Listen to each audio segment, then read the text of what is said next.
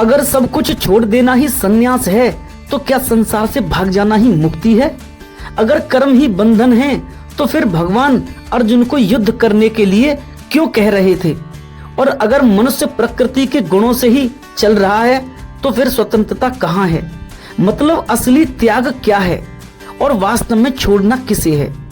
कुरुक्षेत्र में अब युद्ध अपने अंतिम चरण के निकट था, लेकिन अर्जुन के भीतर एक और युद्ध चल रहा था, कर्म और त्याग का युद्ध, संसार और मुक्ति का युद्ध। क्योंकि अब प्रश्न केवल जीत या हार का नहीं था, प्रश्न था मनुष्य मुक्त कैसे हो। अर्जुन पूछते हैं, हे महाबाहो, मैं संन्यास और त्याग का वास्तविक तत्व जानना चाहता हूँ। क्या कर्म छोड़ देना ही संन्यास है या फल का त्याग ही वास्तविक मुक्ति है? अर्जुन कहते हैं, संन्यासस्य महाबाहो तत्त्वमिच्छामि वेदितुम् त्यागस्य च हृषिकेश प्रतिकेशी निषूदन। भगवान श्री कृष्ण कहते हैं, हे पार्थ, काम्यानाम कर्मणाम न्यासम संन्यासम कवयो विदुः। इच्छा से किए जाने वाले कर्मों का त्याग ही संन्यास मानते हैं, और कुछ ज्ञानी सर्व कर्म फल त्यागम प्राहुस त्यागम विचक्षणा, सभी कर्मों के फल का त्याग ही वास्तविक त्याग मानते हैं। लेकिन अर्जुन, समस्या कर्म में नहीं है, समस्या उस इच्छा में है जो कर्म से जुड़ जाती है। मनुष्य कर्म से नहीं बंधता, वह फल से बंधता है। जब वह कहता है मुझे यह मिलना चाहिए, वहीं से भय आरंभ होता है। फल मिलेगा या नहीं, यही चिंता बन जाती है, और जहाँ चिंता है वहाँ शांति नहीं हो सकती। भगवान कहते हैं, यज्ञ दान तपः कर्म न त्याज्यम कार्यमेव तत्। यज्ञ दान और तप, इनका त्याग कभी नहीं करना चाहिए। यज्ञो दानम तपश्चैव पावनानि मनीषिणाम, ये चेतना को शुद्ध करने वाले हैं। हे पार्थ, यज्ञ का अर्थ केवल अग्नि नहीं है, अहंकार का समर्पण है। दान का अर्थ केवल वस्तु देना नहीं है, मेरा का भाव छोड़ना है। तप का अर्थ केवल कष्ट उठाना नहीं, भीतर की अशुद्धियों को जलाना है। जब ये तीनों शुद्ध हो जाती हैं, तब मनुष्य भीतर से बदलने लगता है। फिर भगवान त्याग के 3 भेद बताते हैं। हे अर्जुन, त्याग भी 3 प्रकार का होता है। तामस त्याग नियतस्य तु संन्यासः कर्मणो नोपपद्यते। जो मनुष्य अज्ञान से कर्तव्य छोड़ देता है वह तामस त्याग है। हे पार्थ, ठीक से समझो, बहुत लोग कठिनाई देखकर भाग जाते हैं और उसे ही वैराग्य समझ लेते हैं, लेकिन सत्य से भागना संन्यास नहीं है। फिर भगवान राजस त्याग बताते हैं। दुख मित्येव यत्कर्म काय क्लेश भयात्येत। जो मनुष्य केवल कष्ट के भय से कर्म छोड़ देता है वह राजस त्याग है। हे अर्जुन, इसे भी ध्यान से समझो, जहाँ भय है वहाँ अभी भी आसक्ति छुपी हुई है। ऐसा व्यक्ति शांति नहीं चाहता, वह केवल संघर्ष से बचना चाहता है। अब फिर भगवान सात्विक तप का रहस्य बताते हैं। कार्य मित्येव यत्कर्म नियतम क्रिय अर्जुन। जो मनुष्य केवल कर्तव्य समझकर कर्म करता है, संग त्यक्त्वा फलम चैव, आसक्ति और फल त्याग कर, वही सात्विक त्याग है। हे पार्थ, इसको भी सही से समझो, सच्चा त्याग कर्म छोड़ना नहीं, मैं छोड़ना है। जब मनुष्य कर्म करता है लेकिन भीतर शांत रहता है, तब कर्म बंधन नहीं बनता। जब कर्म सेवा बन जाता है तब जीवन साधना बन जाता है, और जब कर्म सेवा बन जाता है तब जीवन साधना बन जाता है। फिर भगवान सबसे बड़ा भ्रम बताते हैं। हे अर्जुन, बहुत लोग सोचते हैं यदि मैं कुछ नहीं करूंगा तो मुक्त हो जाऊंगा, लेकिन सुनो, शरीर रहते हुए कर्म से बचना संभव नहीं है। न ही देह व्रता शक्यम त्यक्तुम कर्माण्य शेषतः। जब तक शरीर है तब तक कर्म होगा ही, लेकिन यत्तु कर्म फल त्यागी, जो फल का त्याग कर देता है वही वास्तविक त्यागी है। क्योंकि हे पार्थ, बंधन कर्म से नहीं कर्तापन से बनता है। जब मनुष्य कहता है मैं कर रहा हूँ, मेरे कारण हो रहा है, तभी अहंकार जन्म लेता है, और यही अहंकार यही जन्म मृत्यु का कारण बनता है। लेकिन जब साधक यह अनुभव करने लगता है मैं केवल माध्यम हूँ, तब भीतर शांति उतरने लगती है। हे अर्जुन, जब तक मनुष्य प्रकृति के गुणों में फंसा है तब तक वह स्वयं को कर्ता मानता रहेगा, क्योंकि सत्व उसे ज्ञान देगा, रज उसे दौड़ाएगा, तम उसे नीचे खींचेगा। लेकिन इन तीनों के पार भी एक अवस्था है जहां मन शांत हो जाता है, जहां इच्छा समाप्त हो जाती है, जहां मैं विलीन हो जाता है, और वहीं से समाधि का वास्तविक मार्ग आरंभ होता है। समाधि का अर्थ संसार छोड़ना नहीं है, प्रकृति की सीमा से ऊपर उठना है, जहां विचार आते हैं लेकिन बांधते नहीं, कर्म होते हैं लेकिन कर्तापन नहीं रहता, संसार दिखाई देता है लेकिन भीतर शांति बनी रहती है। वहीं साधक धीरे धीरे गुणातीत होने लगता है। अब स्वयं से पूछो, क्या मैं कर्म छोड़ना चाहता हूँ या अपने अहंकार को छोड़ना चाहता हूँ? क्योंकि संसार छोड़ देना सरल है, लेकिन मैं छोड़ना सबसे कठिन है। और जिस दिन यह मैं शांत हो जाता है, उसी दिन भीतर मुक्ति का प्रथम प्रकाश प्रकट होता है। और भगवान अब आगे बताएंगे, कर्म वास्तव में कौन करता है, प्रकृति मनुष्य को कैसे बांधती है और साक्षी भाव से समाधि की ओर कैसे बढ़ा जाता है। कर्म कौन करता है और प्रकृति मनुष्य को कैसे बांधती है। अगर आत्मा शुद्ध है तो पाप कौन करता है। अगर परमात्मा भीतर स्थित है तो मनुष्य भटकता क्यों है। और यदि सब कुछ प्रकृति के गुण करा रहे हैं तो फिर मैं किसका अहंकार करता हूँ। कुरुक्षेत्र में अर्जुन अब और गहराई में उतर चुके थे, क्योंकि अब प्रश्न युद्ध का नहीं था, अब प्रश्न था कर्ता कौन है, बंधन कैसे बनता है और समाधि तक पहुंचना कैसे संभव है। अर्जुन पूछते हैं, हे योगेश्वर, यदि वास्तविक त्याग फल का त्याग है तो यह बताइए, कर्म वास्तव में कौन करता है। क्या आत्मा करता है या प्रकृति मनुष्य को चलाती है। फिर भगवान उत्तर देते हैं, हे पार्थ, जब तक मनुष्य सत्य को नहीं देखता तब तक वह स्वयं को कर्ता मानता रहता है। लेकिन ध्यान से सुनो, प्रत्येक कर्म के पीछे 5 कारण कार्य करते हैं। अब यहाँ भगवान इसके 5 कारण बताते हैं। अधिष्ठानम तथा कर्ता कर्णम च प्रतिगुधम। अधिष्ठान है यह शरीर जहाँ कर्म प्रकट होते हैं। कर्ता है अहंकार से जुड़ा हुआ मन, जो स्वयं को करने वाला मानता है। कर्णम है इंद्रियां, जिनके माध्यम से अनुभव और क्रिया होती है। विविधाश्च पृथक चेष्टा, विभिन्न प्रकार की चेष्टाएं वे हैं जो प्रकृति के गुणों से उत्पन्न होती हैं। दैवम चैवात्र पंचमम, और 5वां है दैव, वह अदृश्य परम अवस्था जो सबके पीछे कार्य कर रही है। हे अर्जुन, इसे ध्यान से समझो। मनुष्य सोचता है कि मैं कर रहा हूँ, लेकिन वह यह नहीं देखता कि कितनी शक्तियाँ उसके पीछे कार्य कर रही हैं। तुम स्वयं अपने हृदय की धड़कन भी नियंत्रित नहीं कर सकते, फिर भी कहते हो सब मैं कर रहा हूँ। यही अहंकार का भ्रम है। तत्रैवं सती कर्तार मात्मानम, केवलम तु यह, जो मनुष्य आत्मा को ही अकेला कर्ता मानता है, यही सबसे बड़ा अज्ञान है। पश्यत्य कृत बुद्धित्वान स पश्यति तुर्मति, वह सत्य को नहीं देखता। हे पार्थ, आत्मा साक्षी है, शुद्ध है, अचल है, लेकिन मन प्रकृति से जुड़कर स्वयं को कर्ता मान लेता है। यही ब्रह्म बंधन बन जाता है। फिर योगेश्वर अहंकार का रहस्य समझाते हैं। यस्य नाहम कृतो भावो बुद्धिर्यस्य न लिप्यते, जिसमें अहंकार का भाव नहीं रहता और जिसकी बुद्धि आसक्त नहीं होती। हत्वा अपि स इमान लोकान हंति न निबध्यते, वह कर्म करते हुए भी बंधता नहीं। हे अर्जुन, समाधि का अर्थ कर्म छोड़ना नहीं है, कर्म में रहते हुए भी भीतर अकर्ता हो जाना है। जब भीतर यह अनुभव जागता है कि कर्म हो रहे हैं, मैं केवल साक्षी हूँ, तब कर्म बंधन नहीं बनते।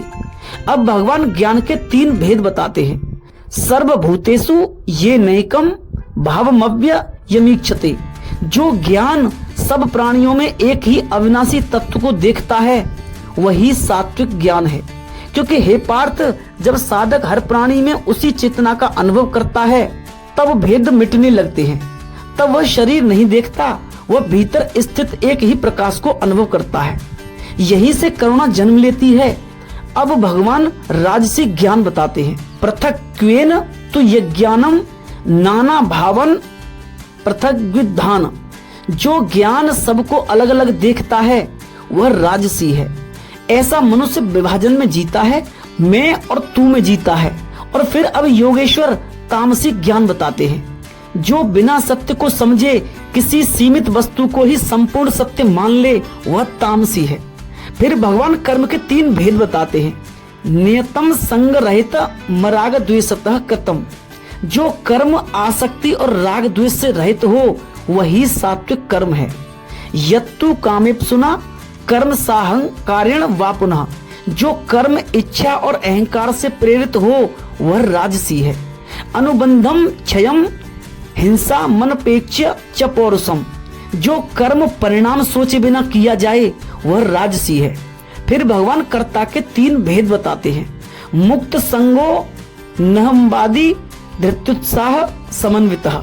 जो कर्ता आसक्ति और अहंकार से मुक्त हो वही सात्विक कर्ता है। रागी कर्मफल हिंसात्मको शुचि। जो फल चाहता है वह राजसी करता है। अयुक्त प्राकृतः स्तब्धः शठो नैष्कृति कुअलसः। जो जड़ आलसी और अविवेकी है वह तामसी करता है। और अब भगवान प्रकृति का गहरा रहस्य समझाते हैं। हे अर्जुन, प्रकृते क्रियमाणानि गुणैः कर्माणि सर्वशः। प्रकृति के गुण ही सभी कर्म करा रहे हैं। सत्व प्रकाश देता है, रज इच्छा और गति देता है, तम अज्ञान और जड़ता लाता है। लेकिन सुनो पार्थ, तुम इन गुणों से भी परे हो। समस्या यह नहीं कि गुण हैं, समस्या यह है कि तुम स्वयं को उन्हीं गुणों से जोड़ बैठे हो। और अब योगेश्वर समाधि का गहरा रहस्य बताते हैं। जब साधक साक्षी भाव में स्थिर होने लगता है तब वह गुणों को भी कार्य करते हुए देखता है। क्रोध आता है लेकिन वह उसमें डूबता नहीं। विचार उठते हैं लेकिन वह उनसे बंधता नहीं। यहीं से गुणातीत अवस्था प्रारंभ होती है। और जब साक्षी भाव पूर्ण स्थिर हो जाता है तब मन धीरे धीरे समाधि में विलीन होने लगता है। हे पार्थ, समाधि संसार से भागना नहीं, प्रकृति की सीमा से ऊपर उठ जाना है। जहाँ विचार आते हैं लेकिन स्पर्श नहीं कर पाते, कर्म होते हैं लेकिन कर्तापन नहीं रहता, संसार चलता रहता है लेकिन भीतर पूर्ण शांति बनी रहती है, वही आत्मा अपने वास्तविक स्वरूप को अनुभव करने लगती है। यही कमलवत रहना है। और तुम अब स्वयं से पूछो, क्या मैं वास्तव में करता हूँ या केवल प्रकृति के गुणों में बह रहा हूँ? क्योंकि जब तक मैं करता हूँ बना रहेगा तब तक बंधन बना रहेगा। लेकिन जिस दिन यह अनुभव हो जाएगा कर्म हो रहे हैं, मैं केवल साक्षी हूँ, उसी दिन भीतर मुक्ति का द्वार खुलने लगेगा। और आगे भगवान बुद्धि, धृति और सुख के 3 भेद बताएंगे और समझाएंगे क्यों मनुष्य बार बार उसी बंधन में लौट आता है। मनुष्य बार बार बंधन में क्यों लौट आता है? अगर मनुष्य जानता है कि क्रोध गलत है तो फिर वह क्रोध करता क्यों है? अगर उसे पता है कि मोह दुख देगा तो वह बार बार उसी में क्यों गिर जाता है? और यदि आत्मा मुक्त होना चाहती है तो मन बार बार संसार की ओर क्यों भागता है? कुरुक्षेत्र में अर्जुन अब यह समझ चुके थे कि प्रकृति मनुष्य को बांधती है, लेकिन अब उनके भीतर एक और प्रश्न उठ रहा था, मनुष्य सही जानते हुए भी गलत क्यों करता है? अर्जुन पूछते हैं, हे योगेश्वर, यदि ज्ञान सुन लेने से मुक्ति हो जाती तो संसार का हर मनुष्य मुक्त हो जाता, लेकिन ऐसा नहीं है। मनुष्य समझता कुछ है और करता कुछ और है। ऐसा क्यों? योगेश्वर कहते हैं, हे पार्थ, क्योंकि मनुष्य की बुद्धि, धृति और सुख ये तीनों प्रकृति के गुणों से प्रभावित होते हैं, और जब तक बुद्धि शुद्ध नहीं होती तब तक ज्ञान भी स्थिर नहीं रह सकता। अब यहाँ भगवान बुद्धि के 3 भेद समझाते हैं। प्रवृत्तिम च निवृत्तिम च कार्या कार्य भया भय। जो बुद्धि यह जानती है क्या करना उचित है, क्या नहीं करना चाहिए, कहाँ बंधन है, कहाँ मुक्ति है, वही सात्विक बुद्धि है। क्योंकि हे अर्जुन, सात्विक बुद्धि केवल जानकारी नहीं देती, वह दिशा देती है।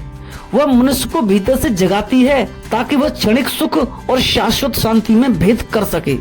ऐसी बुद्धि धीरे धीरे साधक को प्रकृति से ऊपर उठाने लगती है।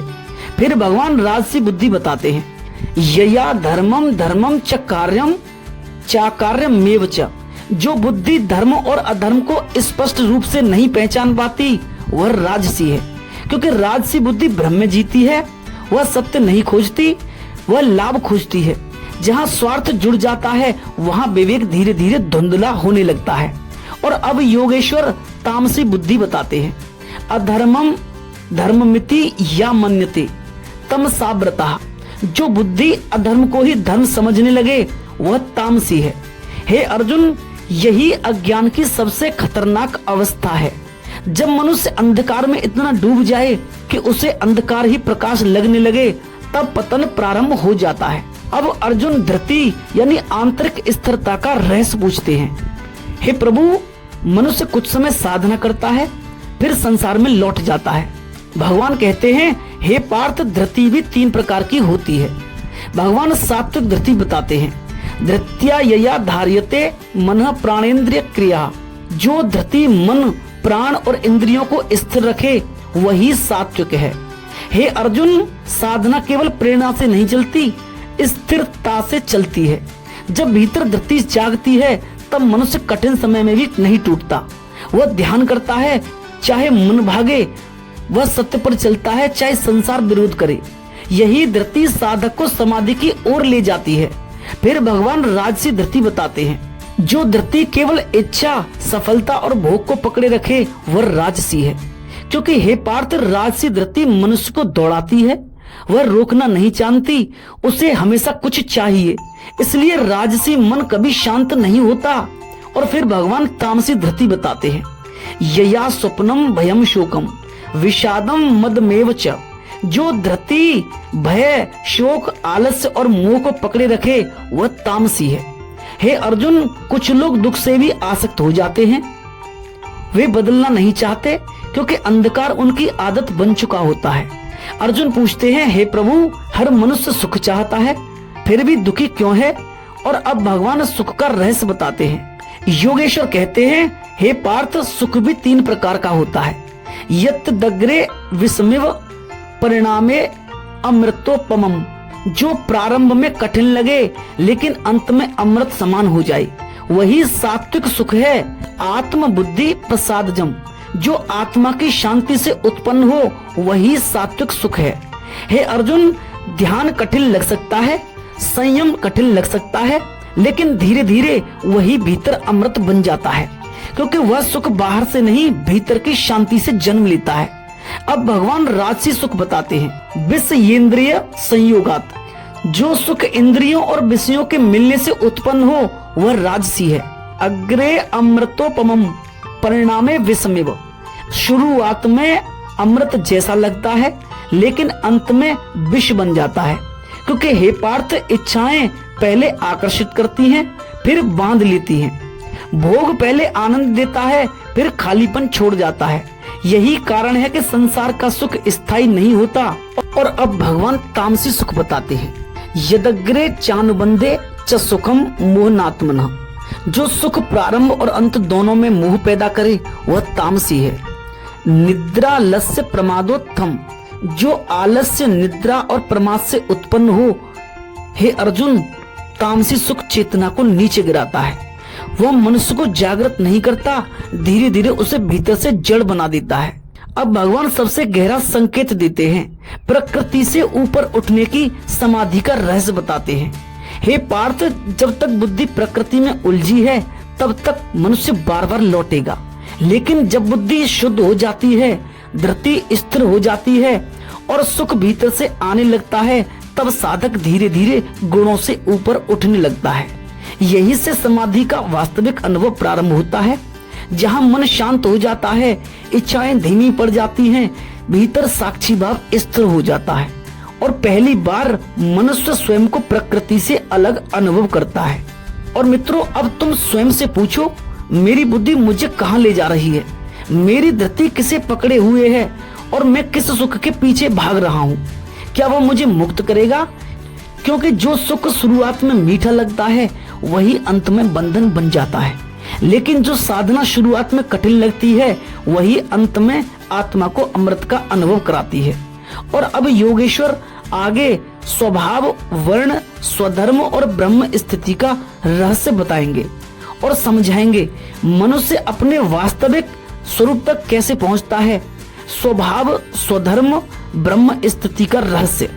अगर हर आत्मा एक ही परम सत्य का अंश है तो फिर मनुष्यों के स्वभाव अलग क्यों हैं? कोई शांत क्यों है और कोई क्रोध से भरा हुआ क्यों है? कोई सेवा में आनंद क्यों पाता है और कोई केवल अधिकार चाहता है? और सबसे बड़ा प्रश्न यह है कि क्या मनुष्य अपने स्वभाव से ऊपर उठ सकता है या पूरी जिंदगी उसी में बना रहता है? कुरुक्षेत्र में अर्जुन अब और भी सूक्ष्म सत्य सुनने के लिए तैयार थे, क्योंकि भगवान अब बाहरी धर्म नहीं, मनुष्य के भीतर ही छिपे धर्म का रहस्य बताने वाले थे। अर्जुन पूछते हैं, हे योगेश्वर, यदि प्रकृति के गुण मनुष्य को चलाते हैं तो क्या हर व्यक्ति उसी स्वभाव में बना रहेगा और क्या अपने वास्तविक स्वरूप तक पहुंचना संभव है? भगवान कहते हैं, हे पार्थ, न तदस्ति पृथिव्याम वा दिवि देवेशु वा पुनः। इस संसार में ऐसा कोई भी प्राणी नहीं है जो प्रकृति के 3 गुणों से पूर्णतः मुक्त हो, क्योंकि हे अर्जुन, जब तक मनुष्य शरीर और मन से जुड़ा है तब तक प्रकृति उसके भीतर कार्य करेगी। कभी सत्व उठेगा, कभी रज उठेगा, कभी तम उठेगा। लेकिन सुनो पार्थ, मनुष्य का अंतिम लक्ष्य गुणों में फंसे रहना नहीं है, उनसे ऊपर उठना है। अब भगवान वर्ण का रहस्य बताते हैं। ब्राह्मण क्षत्रिय विषाम शूद्राणाम च परंतप। मनुष्य के स्वभाव और कर्म उनके गुणों के अनुसार प्रकट होते हैं। अब भगवान ब्राह्मण स्वभाव बताते हैं। शमो दमस्तपः शौचम शांति रारज्वमेव च।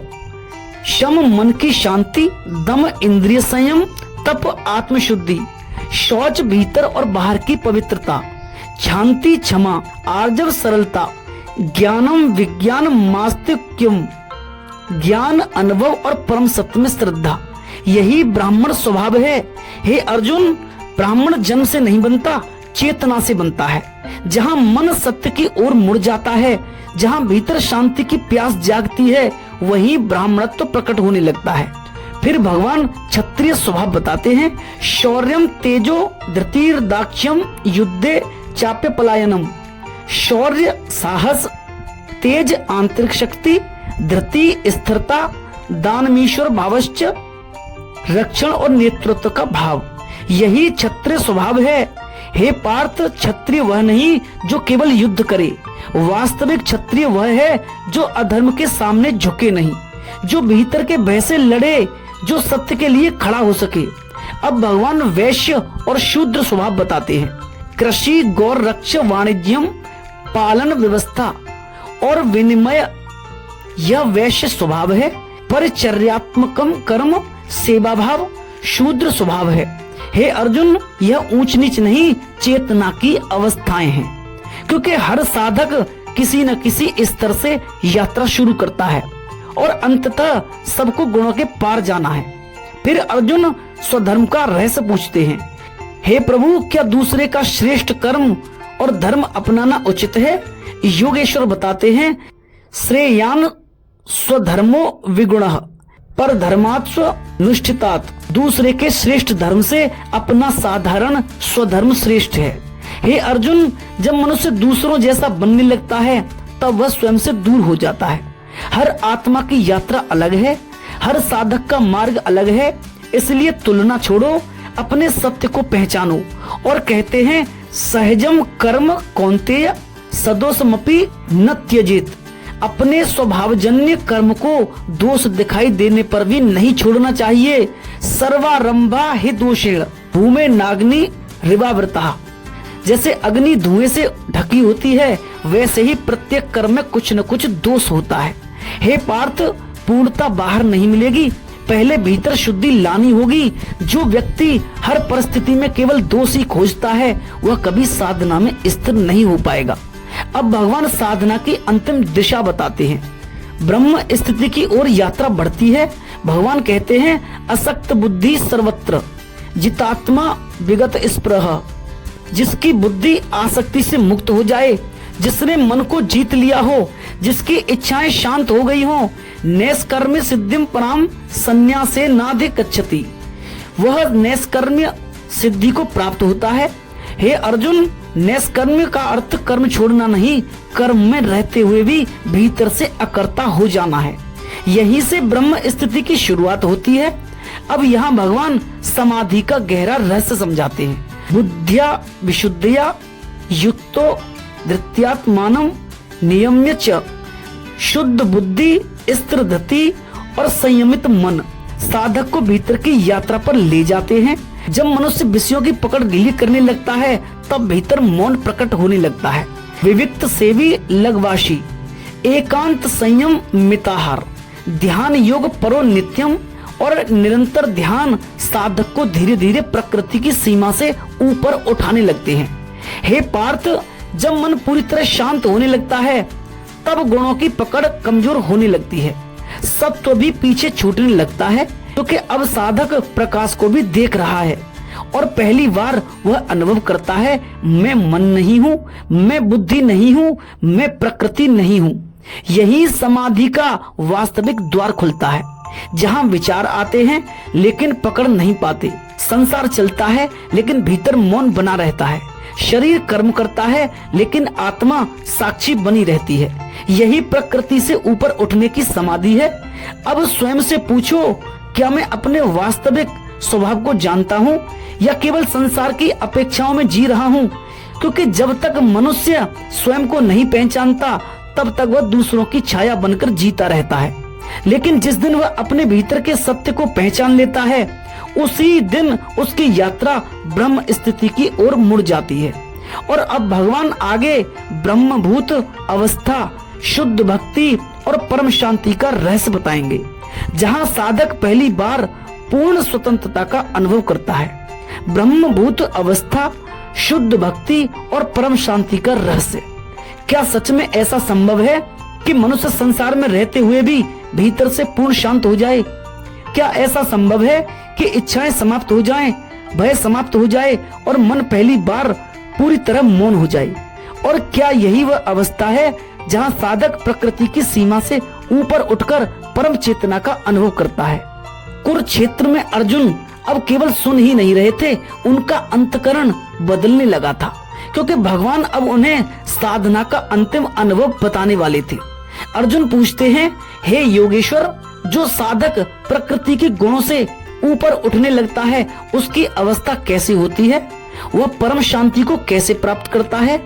योगेश्वर कहते हैं, हे पार्थ, जब साधक की बुद्धि शुद्ध हो जाती है, जब मन संयमित हो जाता है, जब इच्छाएं शांत होने लगती हैं, तब वह धीरे धीरे ब्रह्म स्थिति के निकट पहुंचता है।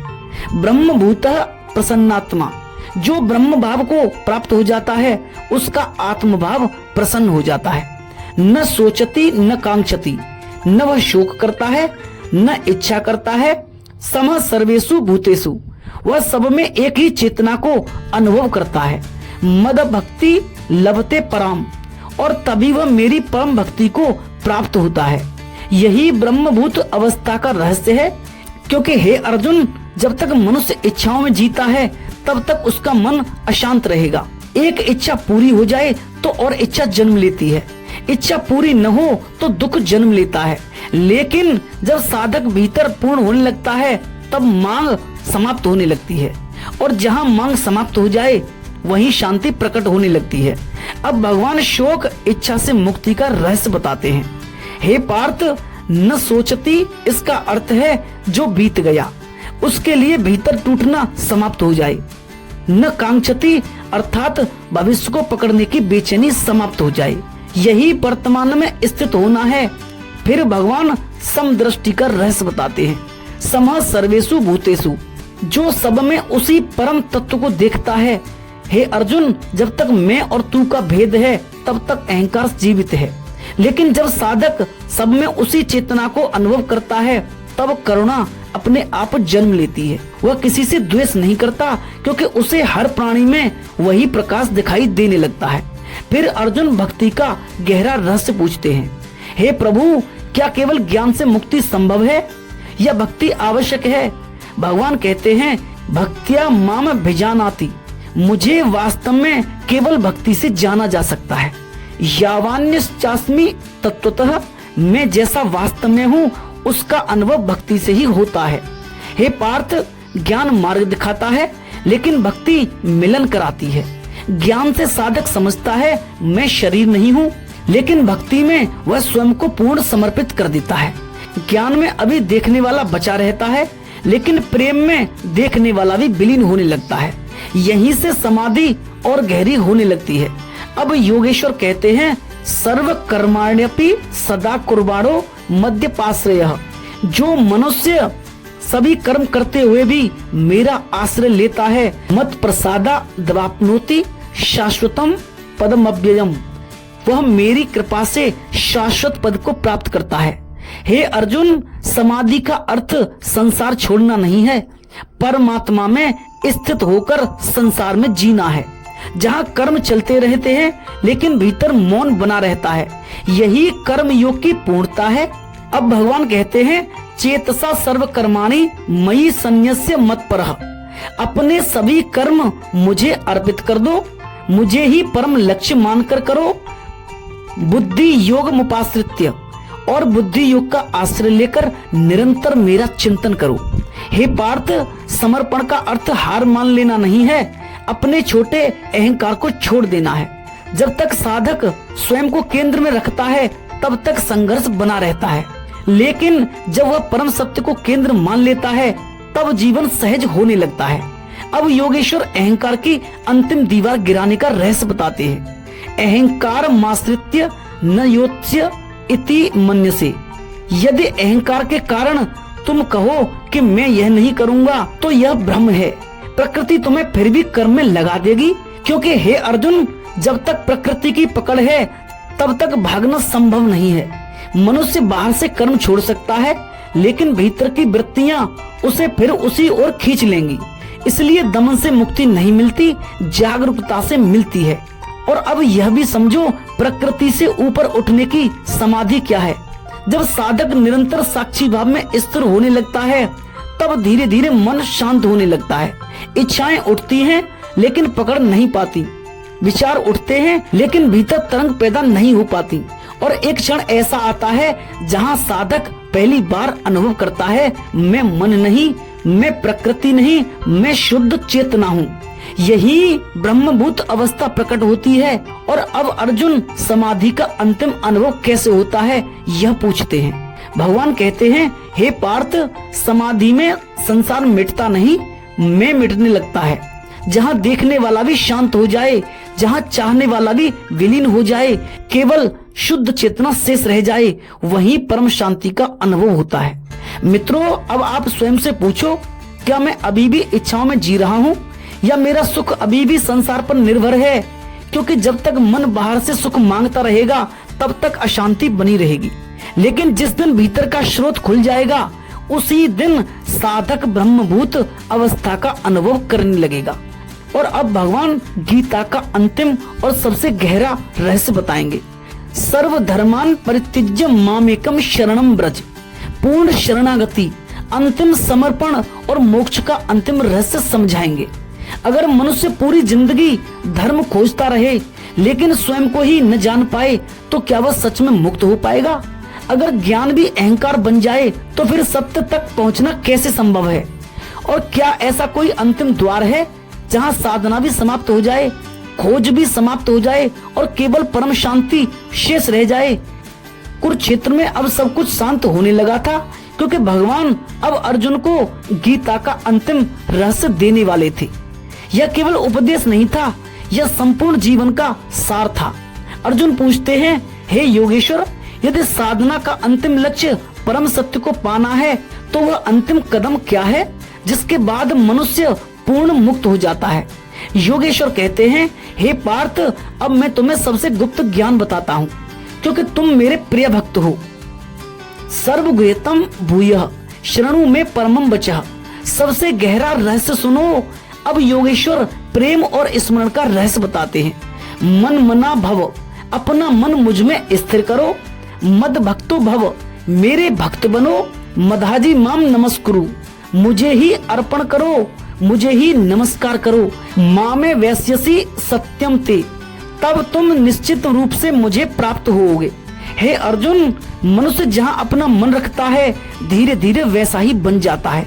यदि मन संसार में डूबा रहेगा तो अशांति बढ़ेगी। यदि मन परम सत्य की ओर मुड़ जाएगा तो भीतर मौन उतरने लगेगा। भगवान कहते हैं, हे पार्थ, भक्ति केवल भजन नहीं है, चेतना का पूर्ण समर्पण है, जहाँ मनुष्य भीतर से कहे अब मैं नहीं केवल तू है। यहीं से अहंकार टूटना प्रारंभ होता है। भक्ति का अंतिम अर्थ यही है। और फिर भगवान गीता का अंतिम महामंत्र बताते हैं, जिसमें पूरी गीता का सार समाया हुआ है। वह महान श्लोक यह है, सर्वधर्मान परित्यज्य मामेकम शरणम व्रज, अहम त्वाम सर्व पापेभ्यो मोक्षयिष्यामि मा शुचः। अर्थात सर्व धर्मान परित्यज्य, हे अर्जुन, यहाँ धर्म छोड़ने की बात नहीं है, सीमित धारणाएं छोड़ने की बात है। उनको पहचानो जिनसे तुम स्वयं को बांध बैठे हो। मैं यह हूँ, मैं वही हूँ, यही मानसिक बंधन है। मामेकम शरणम व्रज, केवल मेरी शरण में आओ, अर्थात उस परम चेतना में स्थित हो जाओ, जहाँ द्वैत समाप्त हो जाता है, जहाँ साधक और परमात्मा का भेद मिटने लगता है। अहम त्वाम सर्व पापेभ्यो मोक्षयिष्यामि। हे पार्थ, जब साधक पूर्ण समर्पण कर देता है तब उसका पुराना अज्ञान टूटने लगता है। यही पाप है, सत्य को भूल जाना। और जब सत्य जाग जाता है तब बंधन गिरने लगते हैं। माँ शुचः, शोक मत करो, क्योंकि तुम कभी वास्तव में बंधे हुए थे ही नहीं, केवल तुम स्वयं को सीमित मान बैठे थे। अब प्रकृति से ऊपर उठने की समाधि यानी अंतिम रहस्य बताते हैं। हे अर्जुन, जब तक मनुष्य स्वयं को शरीर मानता है तब तक वह प्रकृति में बंधा रहेगा। जब वह स्वयं को मन मानता है तब विचार उसे घुमाते रहेंगे। जब वह स्वयं को बुद्धि मानता है तब तक अहंकार बना रहेगा।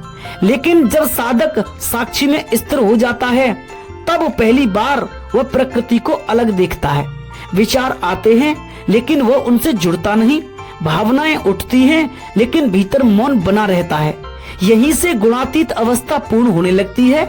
और फिर एक क्षण आता है जहां ध्यान करने वाला भी नहीं बचता, केवल शुद्ध चेतना शेष रह जाती है। यही समाधि है। समाधि का वास्तविक अनुभव यह है, समाधि में संसार समाप्त नहीं होता, मैं समाप्त होने लगता है। जहाँ चाह समाप्त हो जाए, जहाँ भय समाप्त हो जाए, जहाँ समय का अनुभव धीमा पड़ जाए, भीतर पूर्ण मौन उतर आए, वहीं आत्मा परमात्मा के प्रकाश को अनुभव करने लगती है। जब मनुष्य प्रकृति की सीमा से ऊपर उठता है तब परमात्मा स्वयं उसका सहायक बन जाते हैं। जब तक मनुष्य केवल शरीर में जीता है तब तक संसार उसे धक्का देता रहेगा। कभी परिस्थितियां गिरा देती हैं, कभी लोग तोड़ देते हैं, कभी मन ही शत्रु बन जाता है। लेकिन क्या ऐसा भी संभव है कि एक अवस्था के बाद प्रकृति मनुष्य को बांधना छोड़ दे? और क्या सच में ऐसा होता है? लेकिन जब साधक स्वयं को परम सत्य में समर्पित कर देता है तब परमात्मा स्वयं उसकी रक्षा करने लगते हैं। भगवान कहते हैं, हे पार्थ, जब तक मनुष्य प्रकृति के गुणों में उलझा है तब तक वह अकेला संघर्ष करता है। सत्य उसे ऊपर उठाता है, रज उसे भटकाता है, तम उसे नीचे खींचता है और मनुष्य इन्हीं तरंगों में डूबता उतराता रहता है। कभी उत्साह, कभी निराशा, कभी प्रेम, कभी क्रोध, कभी वैराग्य, कभी वासना। यही प्रकृति का चक्र है। लेकिन एक अवस्था के बाद हे अर्जुन, जब साधक निरंतर जागरूक रहने लगता है तब वह पहली बार प्रकृति को देखना शुरू करता है। पहले वह क्रोध बन जाता था, अब वह क्रोध को देखता है। पहले वह दुख में डूब जाता था, अब वह दुख को आते जाते देखता है। पहले इच्छा उसे खींच ले जाती थी, अब वह इच्छा को पकड़ता नहीं। यही से प्रकृति की पकड़ कमजोर होने लगती है। अब भगवान गुणातीत होने का रहस्य बताते हैं।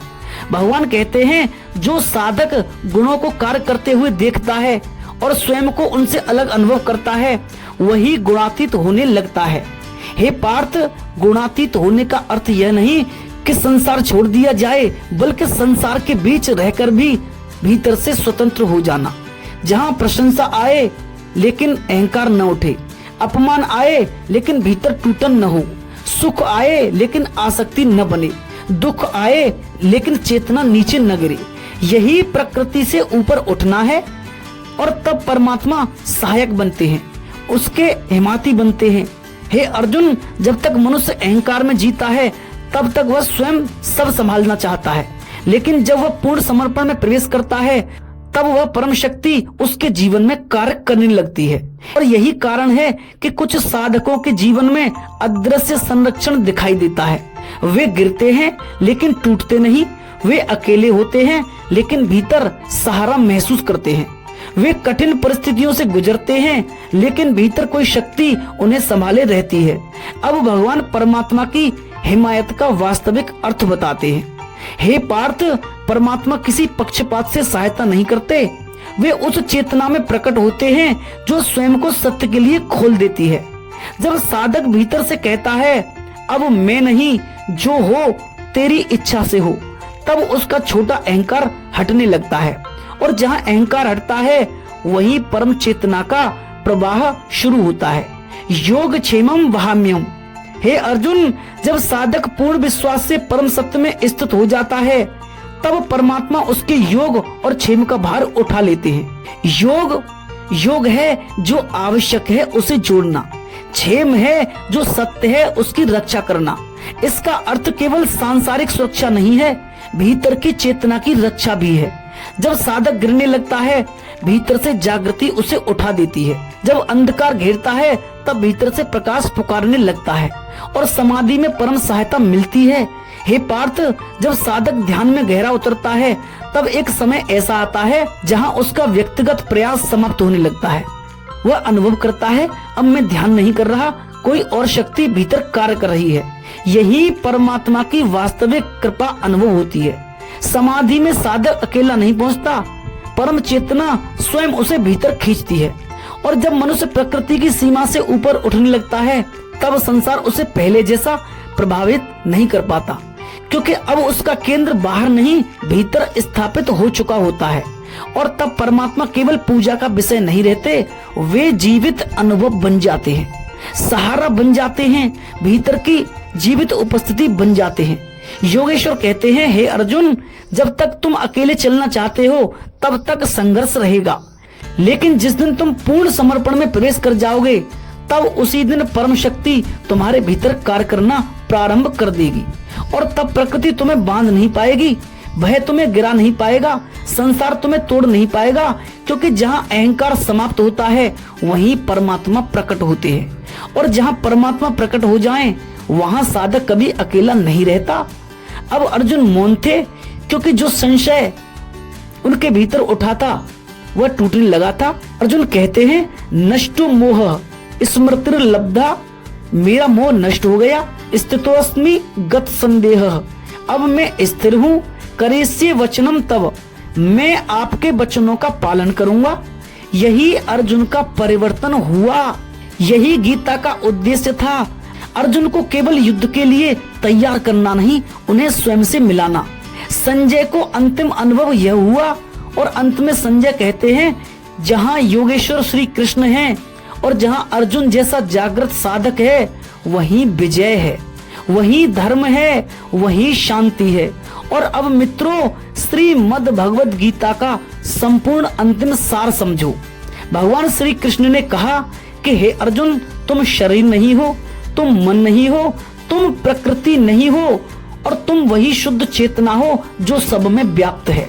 यज्ञ का अर्थ है अहंकार का समर्पण, तप का अर्थ है भीतर की शुद्धि, दान का अर्थ है मेरा का विसर्जन, कर्म का अर्थ है कर्म में रहते हुए भी भीतर से मुक्त होना, भक्ति का अर्थ है पूर्ण समर्पण, ज्ञान का अर्थ है स्वयं को पहचानना और समाधि का अर्थ है प्रकृति की सीमा से ऊपर उठ जाना, परम मौन में स्थित हो जाना।